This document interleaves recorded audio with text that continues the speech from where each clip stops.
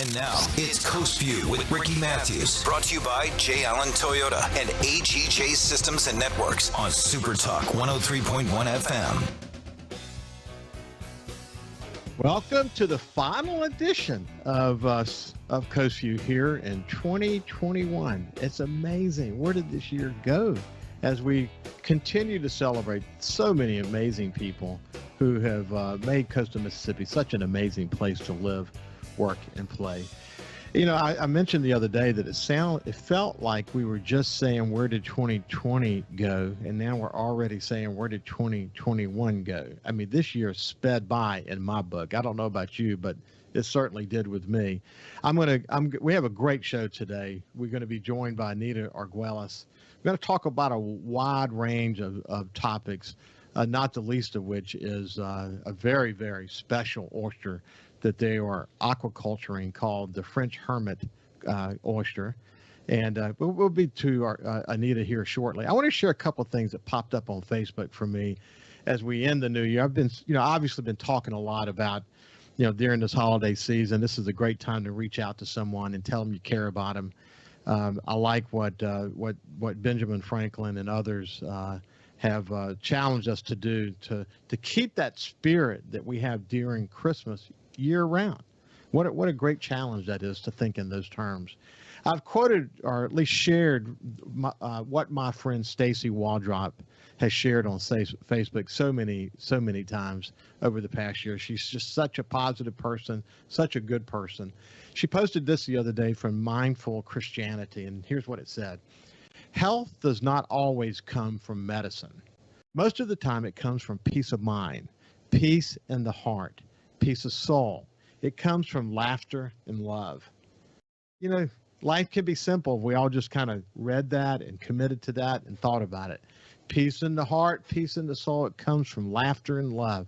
That is definitely for sure daily inspiration. Cynthia Dobbs posted this. Everyone needs a friend who will call and say, get dressed. We're going on an adventure. That was from I Heart Intelligence. That's some website, or I Love Intelligence. My friend Marvin Curry posted this, and I'm a big Ralph Waldo Emerson fan, so obviously was immediately drawn to this, but he said this, and I've shared this before maybe a year or so ago. The purpose of life is not to be happy. It's to be useful, to be compassionate, to have it make some difference that you have lived and lived well. I think about that a lot. I think when you know that you've made a difference and that you've lived well and that you've been compassionate, that just being in that state of mind will make you happy. So while he said the purpose of life is not to be happy, I don't disagree with that. It's to leave your mark and to leave a legacy and to help others along the way. I think that's really important. My friend Paul Harris shared this one, and he said, seems appropriate during the holidays. And it simply says this. A lot of people just need someone to be kind to them today. Someone needs to be kind to them today. My wife, Ann, told me the other day that she was eating somewhere, and she gave or maybe actually, you know what? It wasn't my wife. It was my daughter, Tori. She left a really large tip because she noticed that some patrons at this particular place had not been kind to the waitress. And you could tell she felt terrible. And so anyway, my daughter Tori left her a big tip, and she said the waitress literally cried when she did it. The little things in life, just notice what people need around you. And think about what people have been going through. You never know what they're going to be going through. All of this is just good food for thought as we close out this year and get ready to face 2022 with gusto. I know that you're going to do that. Great time to reflect. And hey, without any further ado, I want to pull my friend, my producer, not co-producer, the producer of Coast Vue and SuperTalk Outdoors, Kyle, into the conversation and just say, first of all, Kyle, thank you for a great year, my friend. You bet. It's been a wonderful ride so far. Well, so far we're at the last day of 2021 and looking for another 2022 coming around the corner. 2 years ago, did we think we'd still be here doing this? It's the way we are, and technology has allowed us to keep moving on without any real hiccups along the way, minus a few power outages. But it's all good. Yeah. Hey, no, I think Kyle, man, I just tell people about you all the time that I can literally set my clock to you. You know, I never worry about you being here with me, helping solve whatever technical issues we might face, making sure the show is produced so that people can enjoy it. I mean, you've been Johnny on the spot, and that's with all these other things you got going on in your life. Not the least of which, you just started coming down with a cold today. And I'm sorry you're having to deal with that. Go ahead. I blame my family. For the longest time, I was always the one that never got sick. I'd always, for one way or the other, I always found a way to not get it. And this time that cold finally caught up with me. You know, as I mentioned to you out the air, Ann and I, we spend a lot of time with our grandkids, and grandkids, when they get around other kids, are still building up their immunity, so they get sick a lot. And so, we've been through a few rounds, and usually is the one who gets it. I might get it once a year, maybe, but we've both been lucky lately. Thank God, we've both been lucky because we've had to deal with some fevers and some runny noses and all the things you have to deal with kids. But anyway, hey, you know what, buddy? Looking back on this year, there has been it's amazing, and I know you see this, and Cammie's done a great job of working with you and me to pull this all together, but it seems like every time we turn over a stone for a guest, 3 other guests come out from underneath that. The number of amazing people that we have access to on this show has just been incredible, hasn't it? Yeah, it really has. And it's, success breeds success. And that's kind of where all of our guests come from. It's just a long line of succession of building, founding building blocks, I guess, if you will. Yeah. It's amazing how every time we turn the corner, there's always another inspirational conversation to have, another area of education that we haven't come across yet that we find ourselves in the middle of, and we travel down that road, and as far as it takes us, and then it takes us to another road. It's never ending.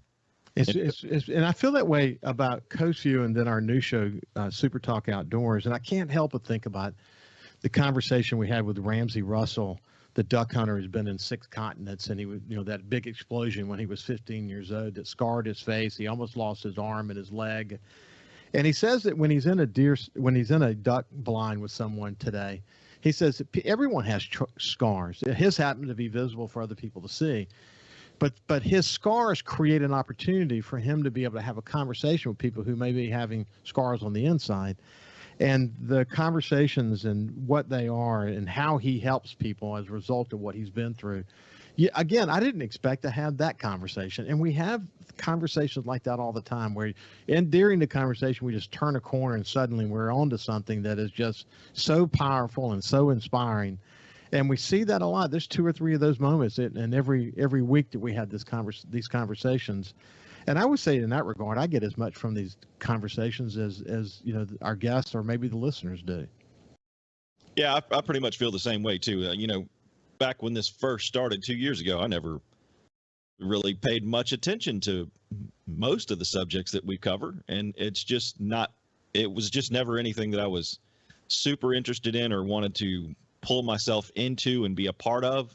It was just, part of life that's not really my side, but now I'm more involved in it.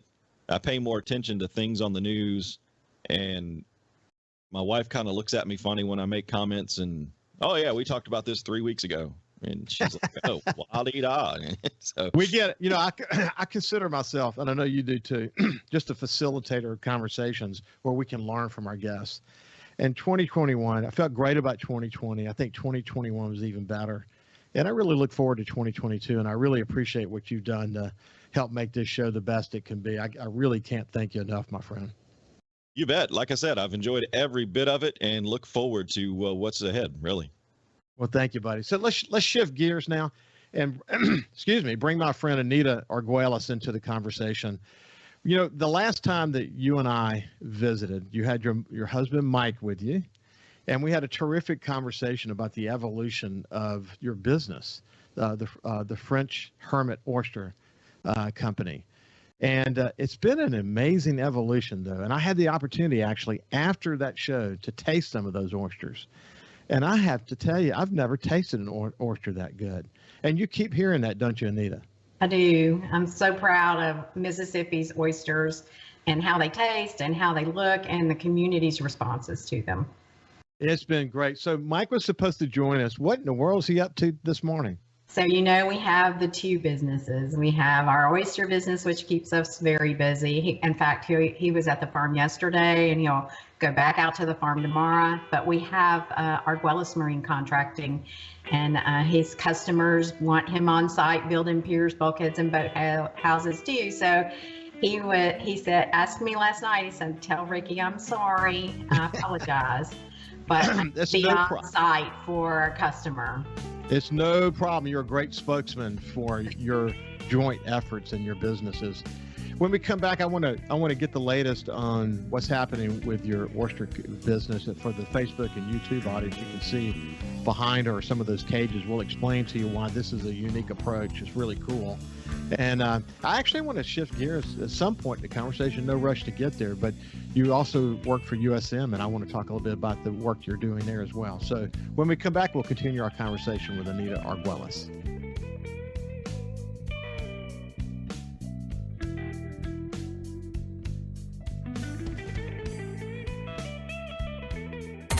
Coast View on SuperTalk 103.1 is brought to you by J. Allen Toyota on I-10 exit 38 Gulfport. See all the incredible inventory at allentoyota.com. And remember, when you think Toyota, think J. Allen Toyota.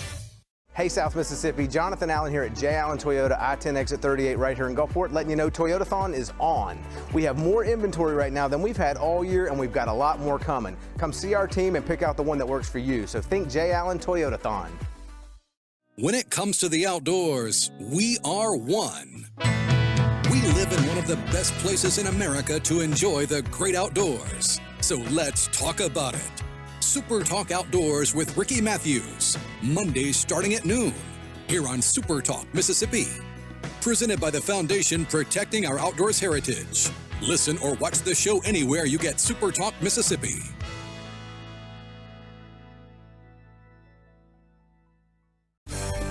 If Alexa's part of your life, you've got one more way to access SuperTalk. SuperTalk Mississippi is now available on Amazon Alexa devices. Once enabled, just say, "Alexa, play SuperTalk Mississippi" at any time and start listening. It's that easy. Just one more way to stay informed and connected with your state. Learn more at supertalk.fm/Alexa. SuperTalk Mississippi. SuperTalk Mississippi. Now available on Amazon Alexa devices. When COVID started, Gulf Coast Business Furniture and Supply began stocking hard-to-find PPE items. When Amazon and other mega internet companies were out of stock or inflating prices, Gulf Coast Business Furniture and Supply was providing local schools and businesses vital PPE supplies at fair prices. When your office needs PPE supplies, office furniture, or products to keep your business operating, consider Gulf Coast Business Furniture and Supply. We sell that too. Buy local. Super Talk Mississippi. From outer space, visitors from another world.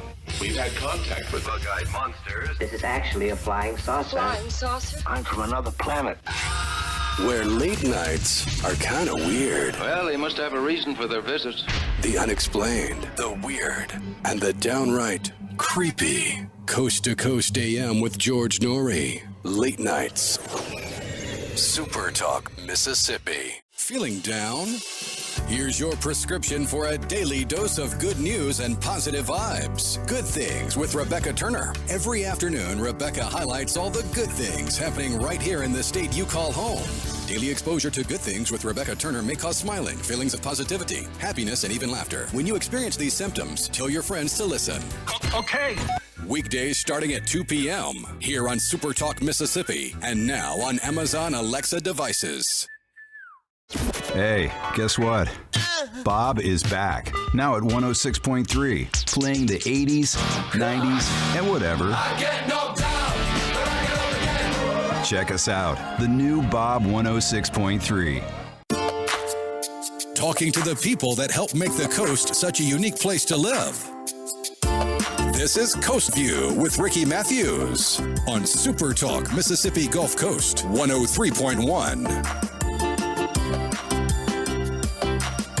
Welcome back to Coast View. We have Anita Arguelles with us today. And, Anita, when I think about you and Mike, you are hitting on a bunch of cylinders simultaneously. You've got a couple of different businesses. You're associated with USM, but there's no rest for the weary in your world, is there? No, we stay really busy. So tell me, let's start with this so people can sort of get where you guys are coming from. Tell us what you do at Southern Miss. So I'm the content and brand manager for the Center for Ocean Enterprise, Roger F. Wicker Center for Ocean Enterprise.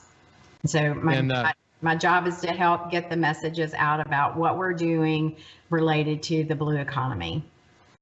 And as you can imagine, the blue economy comes up on this show all the time, whether I'm talking with the mayor of the city of Gulfport, Billy Hughes, or with Ashley Edwards at the Gulf Coast Business Council, or any number of others. Mark Henderson, of course, and his work that he's done with one of the major companies that's relocating to the essential blue economy of coastal Mississippi. But it's an exciting future. I tell you what, tell people who probably have heard that term before, blue economy. Tell them what that means. Yeah, so think about the water and specifically our coastal water, our salt water, and any of the economies that revolve around salt water. So if you took away all the salt water, that business would not be able to operate. So that's a pretty good definition of the blue economy and how it relates. And along the Gulf Coast, we have shipbuilding, we have aquaculture, we have uncrewed systems. We have a lot of blue economy here, and in addition to tourism. Yeah.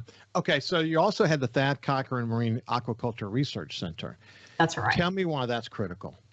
So Thad Cochran Marine Aquaculture Center at USM works with, they do research, obviously, of a lot of great aquaculture research on oyster cultivation, shrimp, finfish. But one of the things that is key is that they work with organizations, companies that want to raise finfish or oysters for consumption. And so in the United States, we import the majority of our seafood. And that puts us at, that deals with food security. We need to be producing our own seafood here. And so Thad Cochran Marine Aquaculture Center is one of the exemplary centers in the United States, actually in North America, that can help farmers come in and raise finfish. For example, they're working right now to help an organization, Manna Fish Farms, on the northeast coast, install submerged fish pens 20 miles off the coast of Pensacola. They're still in the permitting process for this, to raise finfish out in the Gulf of Mexico. Yeah, I've read it. Yeah, sorry, go ahead. Make your last point. Using aquaculture. So we're fish farming in the Gulf of Mexico, which we have not done in the Gulf of Mexico before. Yeah, I've been reading more and more about that, and there's some really exciting things that have been written about that, and hopefully we can continue to move forward with that. Hey, it's interesting. You look back at Mike's career. He was an industrial engineer in a manufacturing facility in Memphis out of school. You ultimately became, I think, director of product development at Triton Industries in Long Beach. So if you think about in Triton, man, what a success story that was. That was an amazing company to be a part of, wasn't it? It was. It absolutely was. I was so fortunate. I worked for Thomas and Betts up in Memphis as a product manager for emergency lighting. And Mike and I wanted to come home to the coast. I'm from Memphis, but he loves the coast. He's from the coast. And I joined the Triton team and was the director of new product development for them for years. Mm-hmm. Wow. And of course, I've had Frank Willem on the show before to talk about that incredible story, but what a story it was. And ultimately they sold out and moved on, and, have enjoyed, kind of enjoyed life. But, that time doing that really helped you in terms of just managing projects and understanding how to implement things, and a lot of those skill sets you learned there have really been useful to you in your life these days, hasn't it? It has, absolutely. Not only that, and the team, that Triton still exists here in Long Beach. They're in the Long Beach Industrial Park. And so I still maintain some social media connections with them. I still remember their team, and I still know some of those folks that are still there. And they're still churning out great automated teller machines, ATMs, for the market. And I'm so proud of them. Yeah, that's so cool. What an incredible legacy that is. So Mike, grew up in Biloxi, and he tonged for oysters early in his life. And then, of course, he got an engineering degree along the way. And then, he has the opportunity to come back. It was sort of only fitting that he would eventually be in the oyster aquaculture business. And we'll come back to that in just a second. But first, he got into business of building piers and bulkheads. In fact, he built piers and bulkheads for me. And I must point out, he does a really good job at it. And of course, the hurricanes and all the challenges we've had over the last few years have kept him really busy, hasn't it? It has. He stays busy. He has a great reputation. Word of mouth for that business just keeps us going. It's very exciting, and he still loves it. So when he came down here, he'd never built a pier or bulkhead or a boathouse. And we were talking about what the future is and what he wanted to do. And he said, I think I want to try that. And so we set it up, and he tried it with basically no equipment. He used a man driver. I don't know if you know what a man driver is, but and he drove his pilings, and he got some work under his belt, mostly for ourselves. And then he said, I want to start buying equipment. I want to buy a track hoe. I want to buy a barge. And so we did those things. And he started building piers, bulkheads, and boathouses. And he has been now for, since 2005. I think that's incredible. And he's got a good team that works with him. I think they're the best. He does. We're lucky. We have we have Mikey Barlow, who's on our team. We have, other people that are close to us that we've been working with for years. They're great. You have to have that, especially, with the pandemic and all, whether you think about the turnover and the other challenges that people had, having that steady team with him, I know has been really, really important. But along the way, you guys decided to get in the oyster aquaculture business. And I see those cages behind you, but we'll talk specifically about those cages in just a second. But let's remind our listeners about sort of the evolution of French Hermit and how that came about. So you pointed to it earlier in our conversation about Mike loving oysters. So I've always called him the oyster evangelist. Even when we lived in Memphis, he would come down to the coast, either secure a sack by purchasing it from somebody that he knew was an oyster tonger or a dredger, and then taking those oysters back up to Memphis. And then he also, when we came back to the coast, started tonging in Pass Christian. He has a recreational tonging license. And so he'd go out there on the weekends with a small group of people who were interested in doing that. And they would tong up, I think it was a limit of 3 sacks they could get. But he's always talked about oysters. He's always told the oyster story to everybody and shared oysters. On the back of his truck, he'd flip his tailgate down, crack open oysters, and entertain whoever just happened to be walking up, and shared the story about oysters. So it just made sense to go into the business. So ultimately, you decided to take that big step. Tell me about that. So the DMR, Mississippi Department of Marine Resources, was offering a class. I think that the class was funded by the Restore Act funds. And so it was to get 25 participants in that they would teach how to raise oysters and how to do that south of Deer Island, which is the oyster aquaculture park. And they would set them up with, I think we had 12,000 oysters ourselves to start. And so we raised them throughout that process. We learned about oyster biology. We learned about how other places were raising them using aquaculture. And then we had our own oysters. So we put down, our cages in the water. We went out and flipped them. We worked the oysters. They didn't actually belong, they were given to us. And then once that we grew them out, then we had the right to sell them. We had to move them to a lease that we leased from the state of Mississippi. So we leased the water column in the state of Mississippi. So once we raised these oysters as part of the class, then we could sell them and use that money to fund our entry into the market. That's how it was intended. And so I think the DMR really anticipated that the class would speak to oyster tongers, oyster dredgers. And there were a few, but mostly it was couples or individuals that kind of they were professionals. They were out there working in the market, and they were interested in oyster aquaculture. So that was what the class ended up looking like.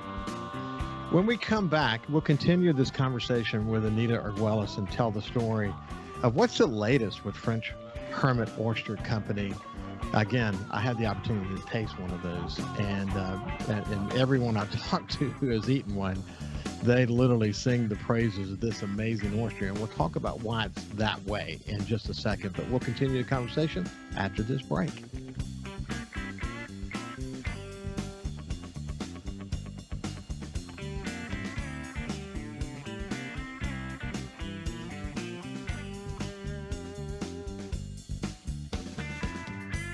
Listen live or on demand and watch episodes of Coast Vue on your laptop, desktop, or on your phone or tablet by going to SuperTalkMSGulfCoast.com.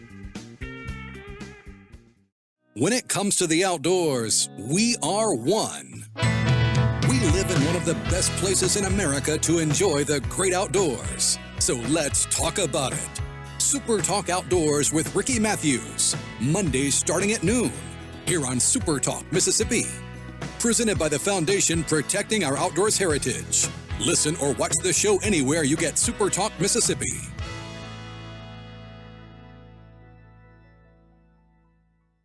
Hey, guess what?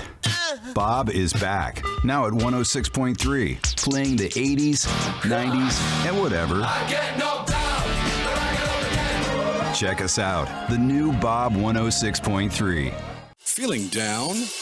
Here's your prescription for a daily dose of good news and positive vibes. Good Things with Rebecca Turner. Every afternoon, Rebecca highlights all the good things happening right here in the state you call home.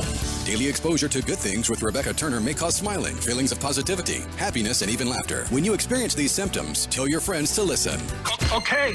Weekdays starting at 2 p.m. here on Super Talk Mississippi and now on Amazon Alexa devices. Merry Christmas, South Mississippi. It is Toyotathon time here at J. Allen Toyota, I-10 exit 38 in Gulfport. You see this halo right up here that says the tradition continues? Y'all, this is our 12th Christmas in this facility here on I-10 in Gulfport, and we couldn't be more thrilled. So I want to say Merry Christmas and Happy New Year to all of South Mississippi and remind you that Toyotathon is a great time to buy. We've got more inventory than we've had almost all year long, and we've got a lot coming. So come check us out. Merry Christmas, y'all. Get the scoop on what happened in college football and what to expect in the NFL. Each Sunday on Sports Sunday with Michael Borky. Get the story behind the stats, 8 to 10 a.m. on Super Talk Mississippi, supertalk.fm, and watch the show on supertalk.tv. Super Talk Mississippi. We're more than just words. This is where the story of your state is told. Proud to cover the Magnolia State like nobody else. Super Talk Mississippi. When COVID started, Gulf Coast Business Furniture and Supply began stocking very hard to find PPE items to make our community a safer place. When Amazon and other mega internet companies were out of stock or inflating prices, Gulf Coast Business Furniture and Supply was providing local schools and businesses vital PPE supplies at fair prices. They were even sending thousands of dollars of PPE supplies free to local schools in need with help from other local business leaders. The next time your office needs PPE supplies, office furniture, or products to keep your business operating, consider a local company that supports your ball teams, cheerleaders, and area homeless. Consider Gulf Coast Business Furniture and Supply, the local guys that keep your prices fair, your service and selection excellent, and your health, our business. Gulf Coast Business Furniture and Supply. We sell that too. Buy local.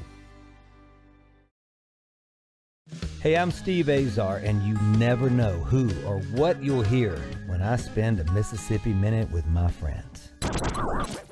Talking to Paul Thorne, Mississippi true treasure, really incredible recording artist, singer, songwriter. Has been doing it a long time, doing it the right way. It's almost like a Forrest Gump thing because, I was a boxer, / I worked in a furniture factory, / I had a gig 2 nights a week playing my acoustic guitar in a pizza restaurant, / I was in the National Guard.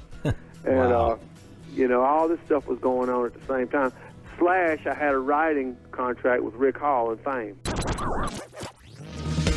In a Mississippi Minute. Be sure to check out In a Mississippi Minute with me, Steve Azar, right here on SuperTalk Mississippi, the SuperTalk Mississippi app, and now available on iTunes, Google Play, and Stitcher. For something new and unique in talk radio, take a listen to The Ben Shapiro Show. Every day, we're driving the debate in America with the fastest moving, hardest hitting, most comprehensive, fact-based commentary on the radio. We don't hold back. We never shy away from telling you the truth. Our show is a meeting place of ideas. We have the most important guests and the biggest thinkers in America. Weeknights at 9. For something new and unique in talk radio, take a listen to The Ben Shapiro Show. On Super Talk, Mississippi. Super Talk, Mississippi. Just seems to me people have so much invested in not telling the truth. When you want the truth. Simply because it might hurt some feelings. And nothing but the truth. Lose some subscribers. You want the Gallo Radio Show. I just think in this audience, you still believe that if you tell the truth, you come out ahead. The Gallo Radio Show. And if you tell yourself otherwise, you're lying to yourself. Mornings on Super Talk, Mississippi. Hey, guess what? Bob is back, now at 106.3, playing the 80s, 90s, and whatever. I get knocked down, but I get up again. Check us out, the new Bob 106.3. And now, it's Coast View with Ricky Matthews. Brought to you by J. Allen Toyota and AGJ Systems and Networks on Super Talk 103.1 FM. Welcome back to Coast View. We have Anita Arguelles with her. Her husband, Mike, and she are significantly involved in oyster aquaculture. The name of the company is French Hermit Oyster Company, and they have some amazing oysters. And when we went to break, we were talking about they went to some classes, and it was funded, and they got to learn a lot about how to do this. It required them to lease some land off of Deer Island. For those who are on Facebook and YouTube, you can see behind Anita are some essentially pins that are floating in the water just off the coast of Deer Island. We'll talk in a minute about why that particular area is a good area because of the flow of the water and salinity and all that, which is kind of critical to being able to grow oysters well. But why don't you pick the story up from there? So you went to the classes and you leased the land, and you can pick it up from there. Sure. So that's what happened. We went to the classes. In order to sell our oysters, we had to move to our lease. Leases are available, I believe, in 1 to 5 acre parcels. And Mike and I leased 1 acre. And Mike says we can raise 1 million oysters on 1 acre. So that was plenty for us, if you know what I mean. And so we moved our oysters out to our lease. And I was I was actually calling on chefs in Jackson and I'll back up a little bit. So we raised these oysters, and then Mike brought a few home after going out to the farm. And I was really excited about it. Didn't know really if this was a hobby or a business, and he opened a few, set them out on a tray, and we started eating them, and they were delicious. So they were the best oyster I had ever eaten. I think the salinity was probably around 21 in the water at the time, which means you're going to have a pretty nice oyster, but they were clean. They were so clean. They were so perfect, and they were the perfect size for me. So when Mike opens up a bunch of oysters and you have the big oysters and little oysters, I always head to the smaller oysters. I want that one oyster bite. And these were perfect for that. And so I told Mike, I said, we really need to take this to the next step. And so I decided we were going to go ahead and start marketing our oysters, not just raising them and selling them to friends, but really getting out there and seeing if chefs like them. So we took our first batch over to White Pillars and sat with Chef Austin Summerall and asked him to help us with a flavor profile. That's really important when you talk to chefs about your product, is your flavor profile for oysters. It's like wines. What distinguishes your oyster from, say, an oyster from South Carolina? So that's what we were trying to set. And so then I did get in my car, go up to Jackson, meet with some restaurateurs, some chefs, and then drove up to Snack Bar. And this was a day when we were harvesting. So I knew that we had farmers in the water and we're harvesting. And we got one of those phone calls you never really want to get. And I answered it. I said, hey, and they said, they're all dead. And I'm like, what do you mean they're all dead? What's dead? And they're like, all the oysters died. And so what had happened is that first year, the Bonnie Carey spillway had opened and dumped in all that fresh water. And our oysters were doing fine on Monday, and by Thursday, they were all dead. So it was traumatic.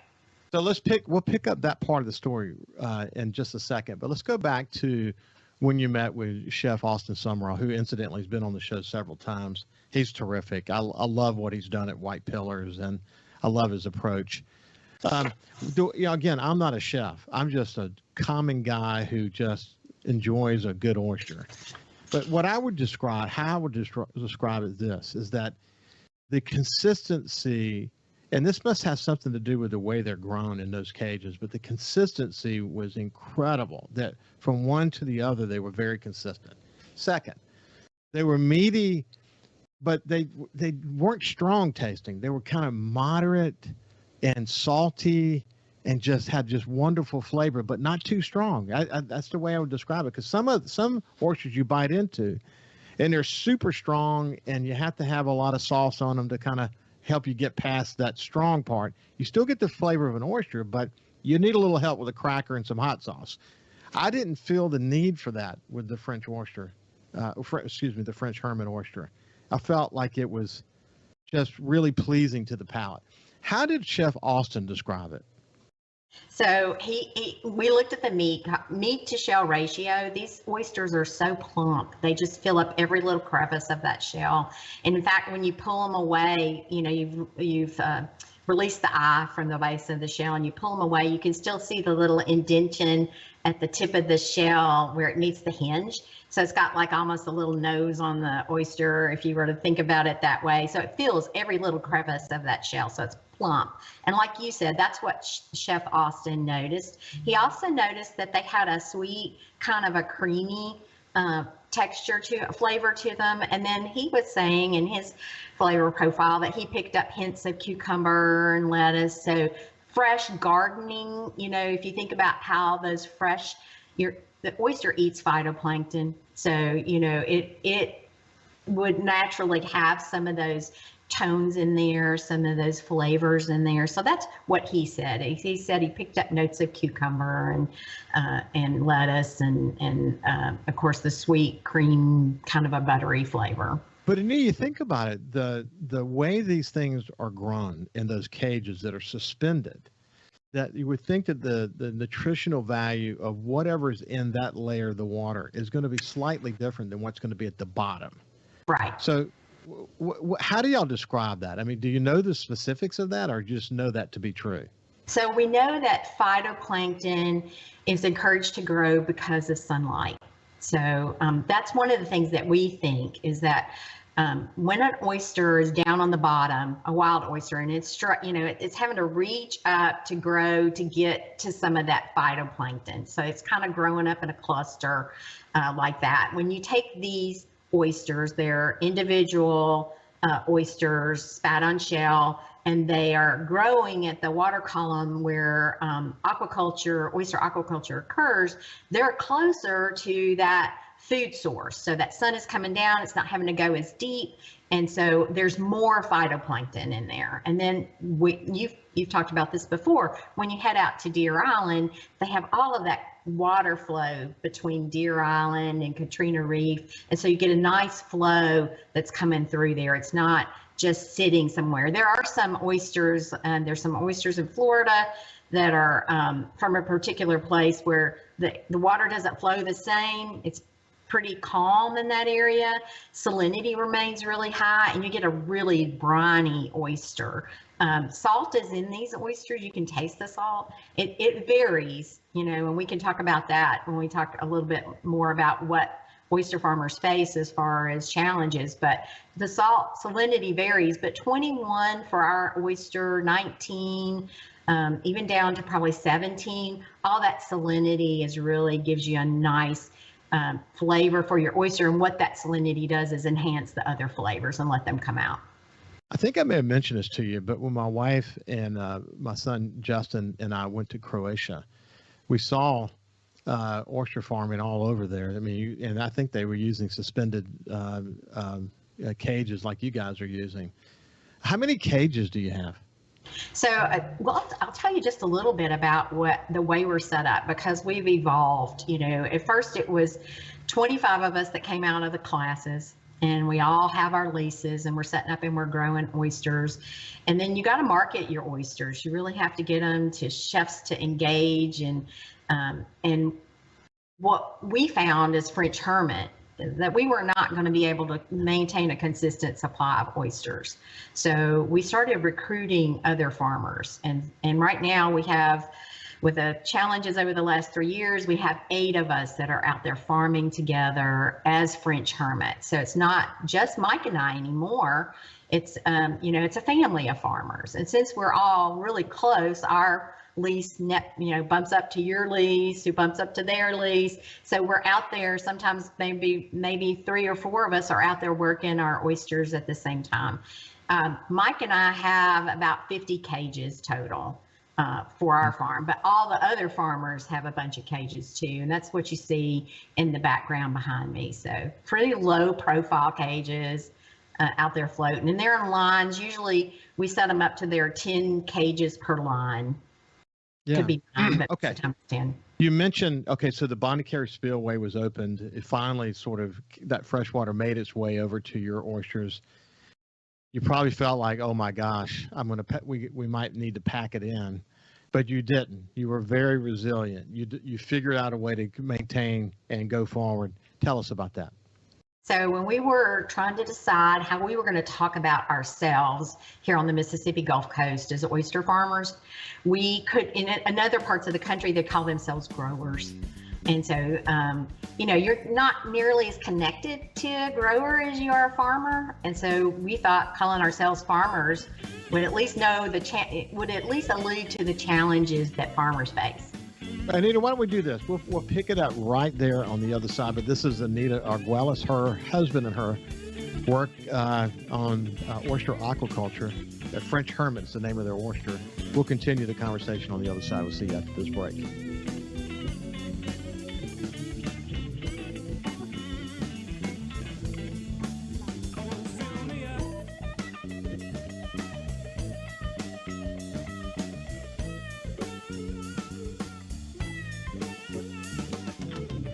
You can also listen live to SuperTalk Mississippi Gulf Coast 103.1 on your Amazon Alexa devices. Once you've enabled the skill, just say, Alexa, open SuperTalk Mississippi Gulf Coast.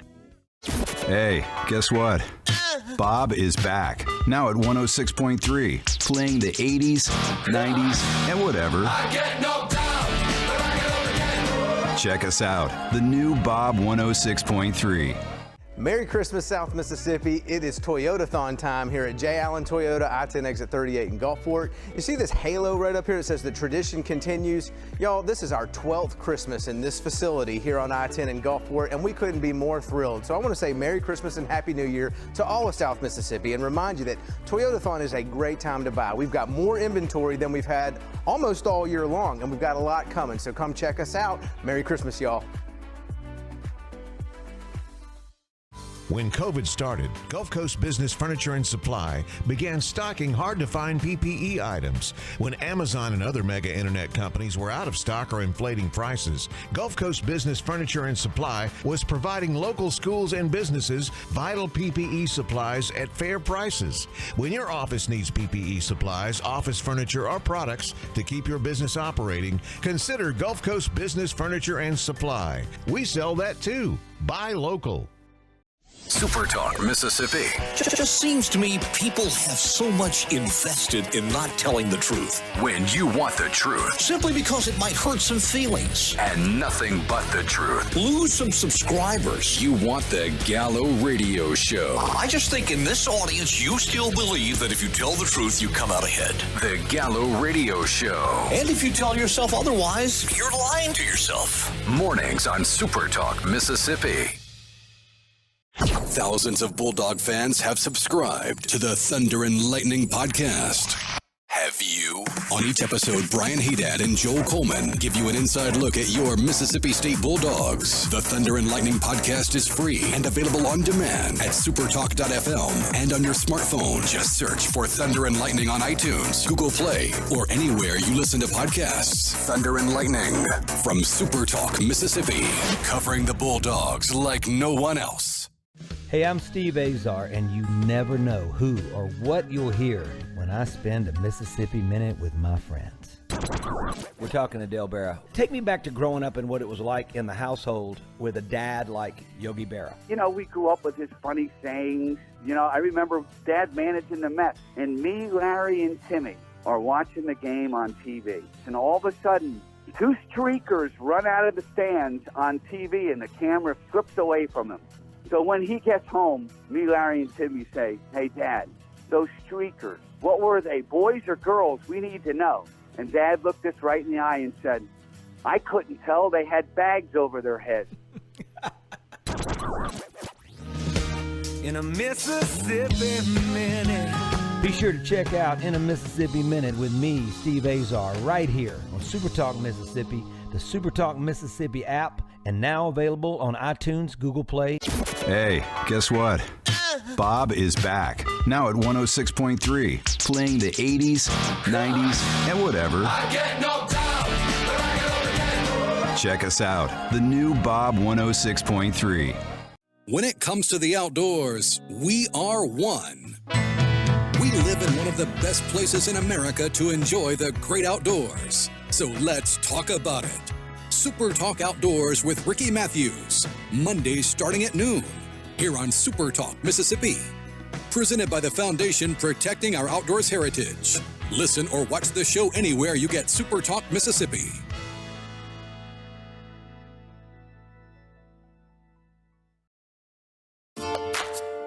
Talking to the people that help make the coast such a unique place to live.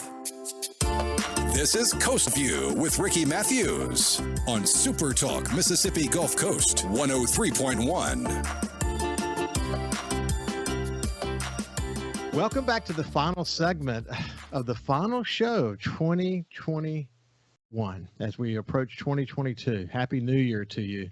You know, it seems only, I don't know, fitting that I would have Anita Arguelles with me today because her and her husband, Mike, I've known them for an awful long time. But, you know, this show is about salt of the earth, man. It's about talking about the people who are at the ground level trying to create something really special, trying to create our competitive advantage. And when you hear their story and think about what they've done with their aquaculture program, it's just really exciting. What in French Hermit Oyster is a great oyster, I might add. I personally had the opportunity to enjoy them. So what we'll do, we got in this final segment just a few minutes left. I want to make sure we understand how you turn the corner after the Bonnet Carré spillway, and then I want to talk about some specific distinctions you have gotten recently. But we'll come to that in a second. You turned the corner. Let's finish that story. So yeah, so after the phone call, all the oysters, all the market size oysters were dead. We had purchased about 150,000 seed, and a lot of other farmers had purchased seed too. So that was in the water too. But the seed, which are tiny, about a quarter of an inch, you know, they're babies, those were still alive. And so the DMR, I mean, they had to really do some quick work with the state of Alabama. And then we were allowed to move our baby seed over to Bayou La Batterie for a while, for safe harbor. So for about 6 months, Mike and I were going back and forth to Bayou La Batterie and tending our seed. And so we worked over there and grew them. And then when they got to be the water quality was better here in Mississippi, we were able to bring that back. And so that's really what sustained us through that Bonnie Carey spillway. If we hadn't had any seed, we would probably still be in the oyster business, but it would have been, we would have had to stop, kind of regroup and think about what we wanted to do next. Well, you were able to sustain it, and business has been really good for you guys. I mean, despite hurricane challenges along the way and the things you've had to deal with, you've really stood the test, and business has been really good for you, hasn't it? It has been. We've been really excited, and it's been good for our farmers too. So right now we have a hard time keeping up with the number of orders and oysters that we have, and so thank goodness we have 8 of us working together. That helps a lot. We are able to ship oysters almost every week, and that's important for our chefs. Yeah. And so when you look at it just from a pure business point of view, is it a good business? I think that we would say the first 3 years that we've been in the oyster business have been very challenging. But Mike would say he's very optimistic about the business and the industry, especially here in Memphis. He loves it. And he thinks that we have seen the worst. In other words, we've been put through major hurricanes, low salinities, Bonnie Carey spillway. So he thinks we're primed and ready for just a little break in the weather, and we'll be going crazy with oysters. Tell us about the special magazine distinction you just got. Oh, thank you. Yeah, we got a notice this week that we were listed in Garden & Gun's top 35 Southern oysters. So French Hermit is there, along with some really big oyster companies, and we're excited. Mississippi's Oyster is there, and we're excited to be a part of that. That is a significant magazine, I might add. It's very significant. It is. And a lot of chefs are Garden & Gun, a lot of folks like Brian Ratchley, and great team on the Northeast coast that have embraced the Southern oyster, have helped put this all together. So we're thrilled to be a part of it. How fortunate for us. Do you see your business expanding now, Anita? I do. I see us getting more farmers and more distributors. So we need more farmers in order to get more distributors. And we've got some farmers that are coming off the training field from the last class through the DDMR program, and we're recruiting farmers to make us all, bigger and better, so we can have more oysters go into more places. Right now we're in 7 states, so we ship oysters to 7 states. Yeah. That's incredible. I bet the BMR is just thrilled the way this has turned out. Well, I think they've been like the farmer. We've had setbacks and we've had advances, 1 step forward, 2 steps back, but it's a great program. They have done a great job putting the program together. We are very proud of our affiliation with the Mississippi Department of Marine Resources. They're a great partner, along with USM's Thad Cochran Marine Aquaculture Center. They're a great partner. So business is good for all the farmers going to 7 states. How often do you guys kind of keep a sack for yourselves? We don't keep as many of them as we used to. We need to sell them. I have oysters in my refrigerator probably twice a month, maybe. Wow. So, I mean, that's lucky. I'm lucky I get to eat oysters twice a month. And then when we go out on the boat, Ricky, you said this too, we can crack an oyster and they're so good. I don't need a cracker and sauce. I just slurp them off the shell. Yeah, no doubt. Actually, if you haven't eaten an oyster before, maybe you have and maybe you didn't like the experience, it might be a good thing to go try it again with a French Hermit oyster. I think you'll be glad you did. Anyway, Anita, Happy New Year to you guys. Tell Mike I said hello, and congratulations on your success and on your continued success, and hope y'all have a great year. Thank you, Ricky. Thanks for having us today. We had great fun. You bet. This has been Anita Arguelles, and we'll see you on the other side of this new year. We'll see you later. Take care. Bye-bye. Follow SuperTalk Mississippi Gulf Coast 103.1 on Facebook. Facebook.com/SuperTalk MS Coast 103.1.